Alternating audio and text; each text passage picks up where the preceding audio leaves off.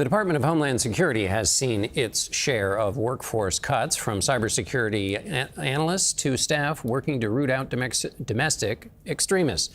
CBS's national security contributor and former assistant secretary for counterterrorism at DHS, Sam Vinograd, joins us for tonight's interview to assess the changes.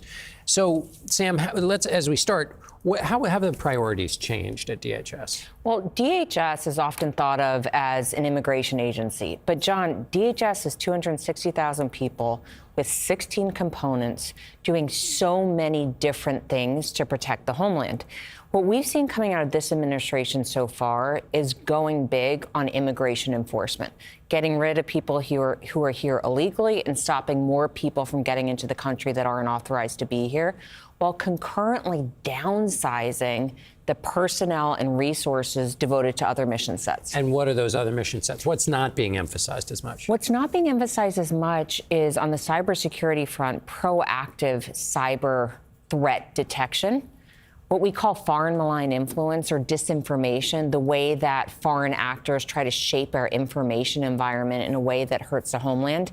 And on the terrorism front, I had, as part of my team, an office that engaged in terrorism prevention work, trying to stop terrorist attacks at the earliest possible stage. We've seen a series of cuts there, which means the work to prevent domestic terrorism is likely not being done at the pace that it needs to be. DHS formed in the wake of a terrorist attack, by the way, also for those, just as you mentioned, it's thought of more in terms of immigration. So what's the mood like inside DHS? It's a tough moment for the department. Right now, the really dedicated career civil servants that are there are having to show up for work every day when, by the way, the threat environment hasn't gotten any less complicated. These cuts aren't happening because terrorism is no longer an issue or the cyberspace is so secure.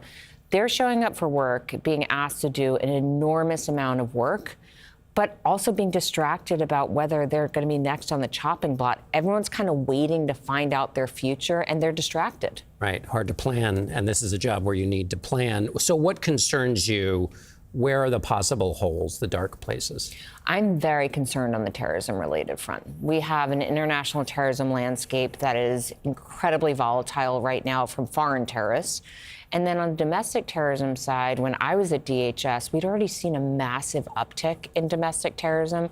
That threat hasn't gone away, and particularly as we head into midterms and then into the next presidential election cycle, that will likely increase even further. And I'm just not confident we have enough resources on the field to deal with the threats. So is America less safe?